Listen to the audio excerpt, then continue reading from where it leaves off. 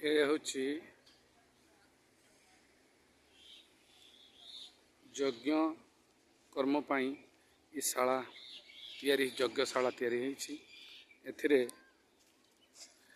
5 दिनात्मक यज्ञ करा जाउअछि।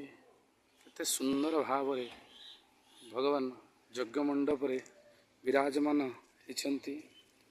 प्रथम दिन सेपटरे अंकुरारोपण करा जायतिला, अधिवास अंकुरारोपण। द्वितीय दिन ठारू सूर्य पूजा, ये सूर्य मंडलटी सूर्य पूजाटी करा जायछि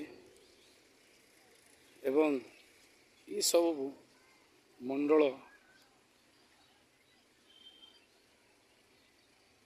करा जायछि।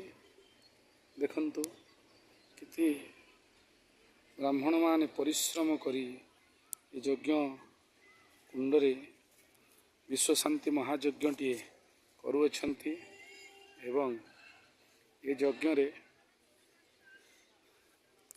आपणकर यज्ञटी करुअछंती एवं एथिरे केते गुड़िए मंडल तैयारी करा हैछि। 5टी मुख्य पितल घट स्थापन करा हैछि जगन्नाथंकर दधिवामन रूप एवं ये मंडल गुड़िए अति सुंदर भाव रे तैयारी करी 5 दिनात्मक यज्ञ कर्म करा जाउछि। जेउ माने यज्ञ करने को इच्छुक, जो कमिटी माने यज्ञ करने को इच्छुक से माने मोर सांगरे जोगाजोग करि परिबे। मोर सांगरे से माने जोगाजोग करि परिबे।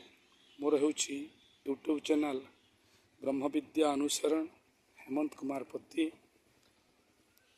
एवं मोर पर्सनल नंबर मध्य ते लाइक करी मेसेज कले मु निश्चित मोर पर्सनल नंबर टी देवी। आपण माने जदि कौनसी प्रकार असुविधा रे यज्ञटी करि पारुलांती ताहाले मो तरफ जेते है संभव हब तुलेवा को चेष्टा करी एवं यज्ञ नारायण कर्म को संपादन करने को मु आगे आसबि। जय जगन्नाथ, जय दक्षिण काली।